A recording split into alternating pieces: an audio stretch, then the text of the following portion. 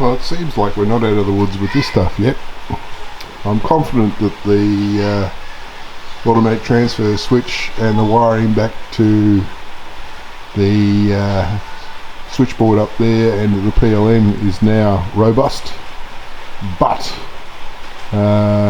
during the night last night, when the automatic transfer switch was set to use the PLN, that breaker up there did actually kick out twice, and I'd wake up during the night and I'd check my phone and see the load levels on the off-grid system and see it was high, telling me that this old switchboard was being fed from the off-grid system. So I'd come out here and reset that breaker. Now, given that breaker is rated the same as the breaker on off-grid system that's feeding this, I'm at a loss. I'm open to suggestions at this point. Well, I was going to go over to the shed. I think I might put that off for a while. I've got an umbrella, but yeah, I don't need to get wet feet.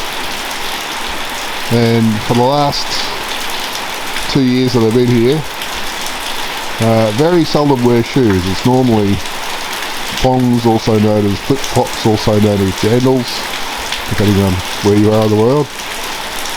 And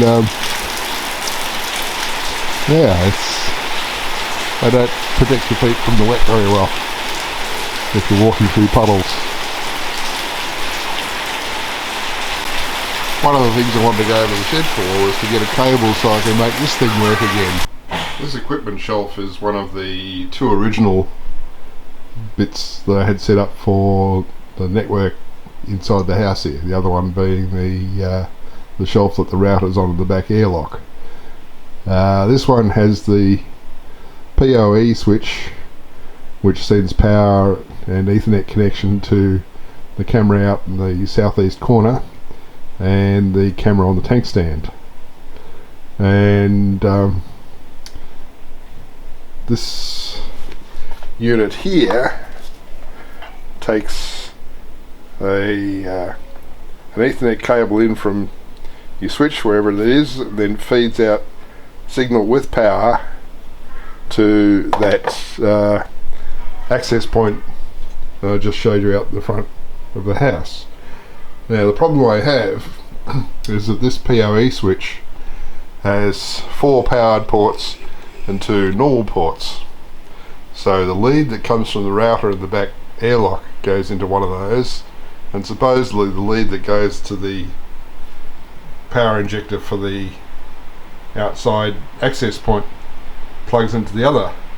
But I discovered last night that that first port on the right hand side is faulty. So I had the lead from the router plugged into that, and I was getting no camera signal from the 2 cameras plugged into that. So I've moved that to the second port. Now they're working okay, but I don't have a connection for this thing now. However, in more recent network infrastructure, we have this new major switch here, which has got, well, as can be seen from the flashing lights, got quite a few connections.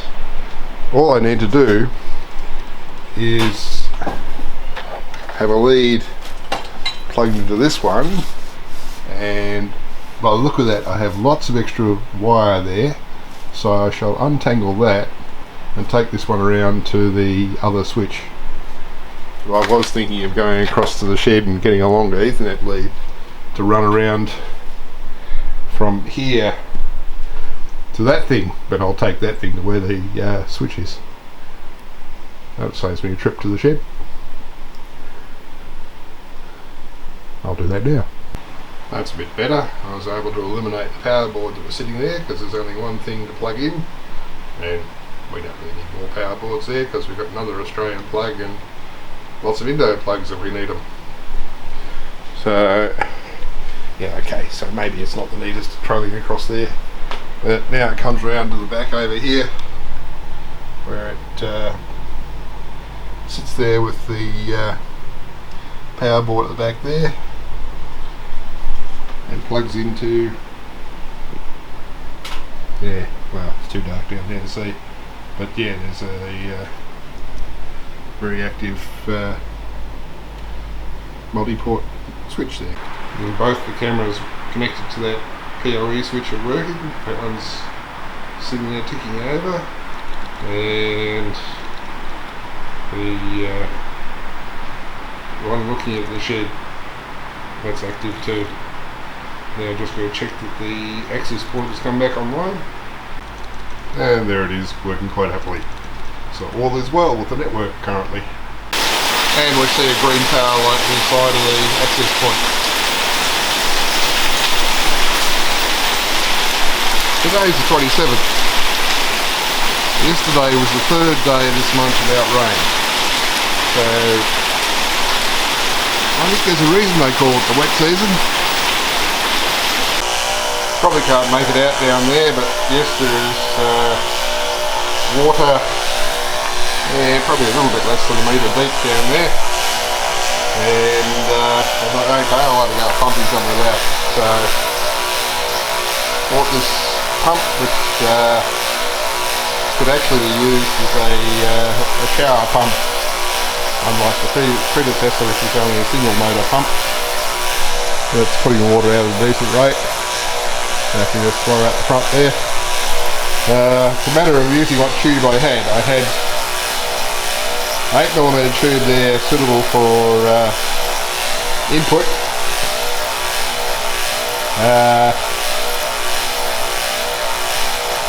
Had 50 metres available for output, but that's actually got a screw fitting on there, which of course none of my screw fittings would fit on. So it's just got a hose clamp to try and clamp it down around this drain hose. Ideally I would have sent this across to the floor in the bathroom over there, but not enough pipe. So I might just tighten up that hose clamp a bit more. But that'll be there for a while, pumping that out. Meanwhile I'm getting hot and sweaty because it's not terribly hot, but the humidity is maximum again. Yeah, we've had more rain so far this month, today being the 29th, than we used to get annually on the farm where I grew up, near Bakung. But yeah, well, I'm going to do up this pipe thing a bit more. Well, I don't really want to run that while I'm not here, because I don't think I should run it dry for long. That wouldn't be healthy. So I'll turn it off and go away. I'm not going to stick around because the mosquito density is too high here at the moment. Well, this stuff's got me baffled. The last couple of nights this has worked perfectly, just as it should. At the program time, the automatic transfer switch switches the old switchboard back to being sourced from the PLN, and all is well overnight. And then in the morning, with the program time, it switches the old switchboard back to the off-grid system. And that's worked perfectly for 2 nights. But the previous 2 nights, I was up 5 times, because I'd wake up, check my phone, it would show me the load was higher than it should be on the off-grid system. I'd come out here and I'd reset that breaker, and that would switch back to running the off-grid system, sorry, the old switchboards from the PLN rather than the off-grid system. And then sometime later during the night, that breaker would flick, switch, and the ATS would switch the old switchboard back to the off-grid system. What's changed? I just don't know. I brought the heavy duty insect repellent over to the shed and gave myself a liberal spray to try and keep off the mozzies. We'll see how effective that is. As I think I might have mentioned, I did come out here and trim the trees back on either side of the path the other day, so it's a much clearer access to the burn bit now, but I think I'm going to have to wait for this to all dry up before I can get in there with the angle grinder and cut drain slots. That's a bit hazardous at the moment. It's got the green algae, which is very slippery. That's doing very nicely on pumping the service pit, but at that rate it's going to take a long time. I'm not going to hang around, because even though I've put on the insect repellent, it's not ideal over here. It's getting a bit warm, and now my neck strap of my camera is all very sticky from picking up the insect repellent off the back of my neck. So I'll leave that go for an hour or so, then come back over and shut it off. I'll do that an hour at a time, I think. Well, we've had 4 nights in a row of this thing behaving exactly as it should. I don't know what to make of that, given the previous nights it didn't. Oh well. With luck, it'll continue to do the right thing. But I may be soon glad that I resurrected this Devoto router sitting on top here, because the one that's in service currently gave more trouble this morning. I tried restarting it. It was okay for a couple of minutes, and then it went silent again. Power cycled again. Seems to be okay at the moment, but it's making me nervous, so I'm glad I've got this one, and I can just change the address on and enable DHCP and swap it into service. Well, it's the 1st of February. Hasn't rained since midnight, but we did end January with something like 570 millimetres of rain for the month / year. So yeah, mosquitoes galore. I've started that little pump again to pump a bit more out of the service pit. This will it's certainly faster than the inflow rate, thank goodness. And the creek is flowing vigorously.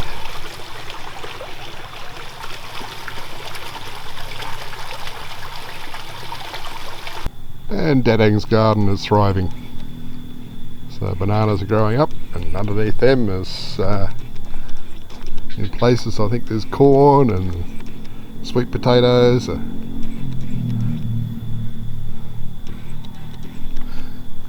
coconut palms growing up there. And this path is much more navigable now, much better. And now that we don't have puddles here, I could start thinking about the drainage strategy, cutting a slot with the angle grinder.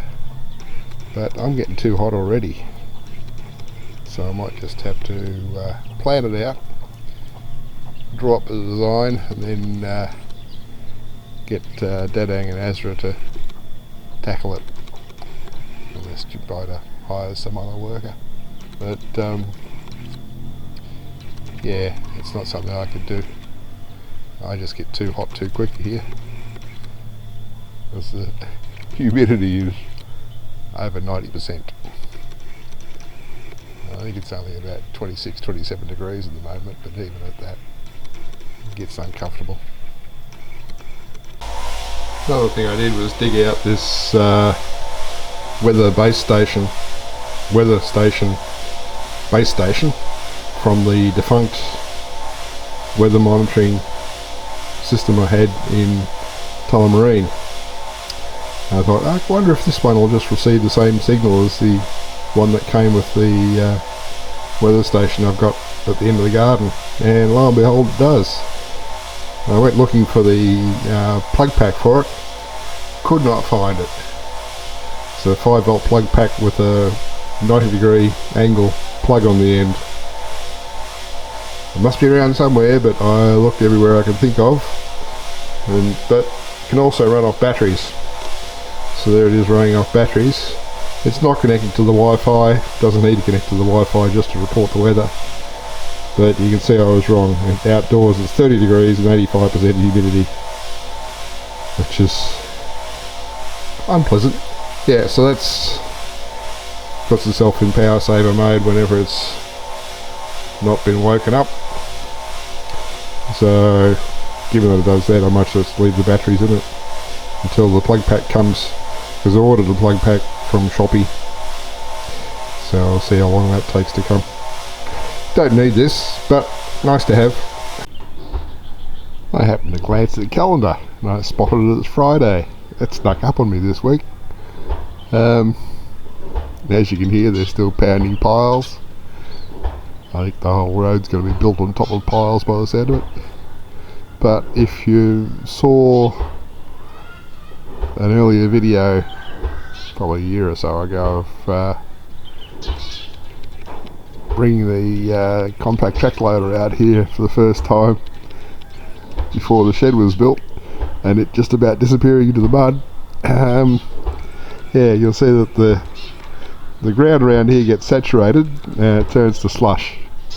So I imagine that they don't really want that to happen to the foundation of a toll road, so they're pounding in piles to firm it up. Seems perfectly reasonable to me. But yeah, so I figure I better wrap up what video I've got and do an upload. But unfortunately that's going to be complicated by the fact that the internet has been out since sometime late last night, and it is the internet side of things, not my network, because the fibre modem Wi-Fi router thingy they've got there that I plug into, I can connect my phone directly to that via the Wi-Fi connection, and it doesn't have internet. So I figure, okay, it's not showing loss of signal, so it's not the fibre between here and wherever it connects back to. It must be a wider network problem. Now I could circumvent that by using the data quota on my phone SIM.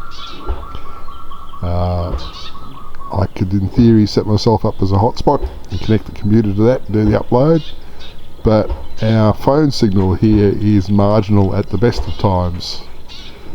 So the next answer is take the SIM out of my phone, a nano SIM, find the necessary thing to slip that into to make it into a micro SIM, slip that into the USB modem plugged into the router, reboot the router to tell it to use the USB modem, and do an upload that way. Frankly, that's too much work. So if the video doesn't go up today, it goes up when the internet comes back, and hopefully people won't think I've died in the meantime.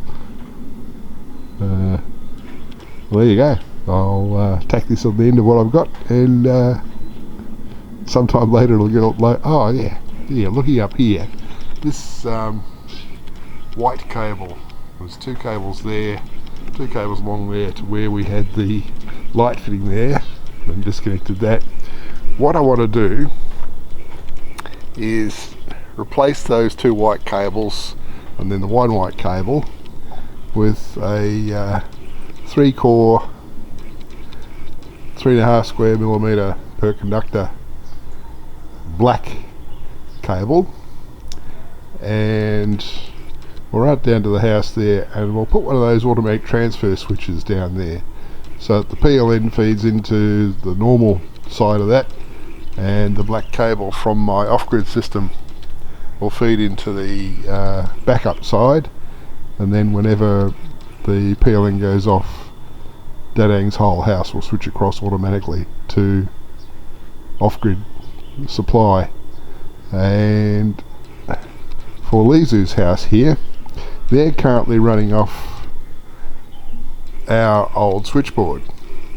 They don't have a separate meter, so we're going to get that sorted out. We'll get a separate meter for that house, separate supply for the PLN, and then put another one of those automatic transfer switches in for a feed from my new switchboard, because I've got one there for Lizu's house. And there's yet another thing. The plastic that crumbled over at the shed was the same plastic they used to wrap the tank stand here, so it's crumbled here too, so we need to get that replaced too. If it's not one thing, it's another. Yeah, well, anyway, enough.